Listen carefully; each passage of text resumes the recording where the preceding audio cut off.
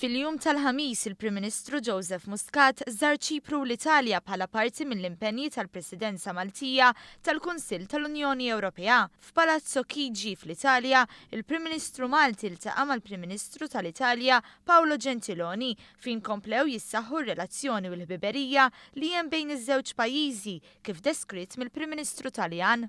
Joseph è un carissimo amico dell'Italia.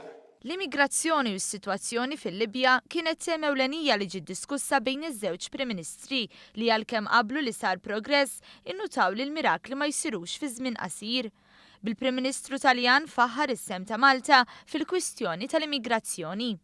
Ma noi siamo confortati dal fatto che si fanno dei passi in avanti e l'Unione Europea, anche grazie al ruolo di Malta, ci appoggia, ci sostiene e lo farà anche nel prossimo vertice di Bruxelles che Joseph insieme a Donald Tusk presiederà. Id-diskussjonijiet iffukaw ukoll fuq il-preparazzjoni ta' ċelebrazzjonijiet ta' Trattat ta' Ruma fil-25 ta' Marzu li ġej.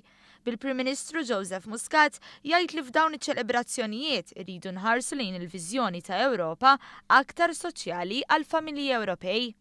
Deve dare una visione del tipo di Unione Europea in cui lavoreremo e vivremo non soltanto noi ma i nostri figli nei prossimi anni. Qabel l-Italja l-Prim Ministru Joseph Muscat kien f'Ċipru fejn iltaqa' mal-President Ċipriot Nikos Anastasiades. Il-President Ċipriot qal li jinsab ottimist li l-Presidenza Maltija se tkun waħda ta' suċċess u qal li Ċipru qed jappoġġja l-isforzi ta' Malta li qed tpoġġi fuq quddiem ir-realtajiet tal-Mediterran, partikolarment l-immigrazzjoni.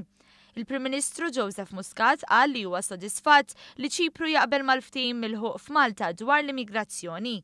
Qal ukoll li l-White Paper tal-Kummissjoni Ewropea dwar il-futur tal-Unjoni Ewropea huwa żvilupp pożittiv u żied jgħid li deċiżjonijiet li se jittieħdu issa se jkollhom mhux biss impatt immedjat imma anke għall-futur.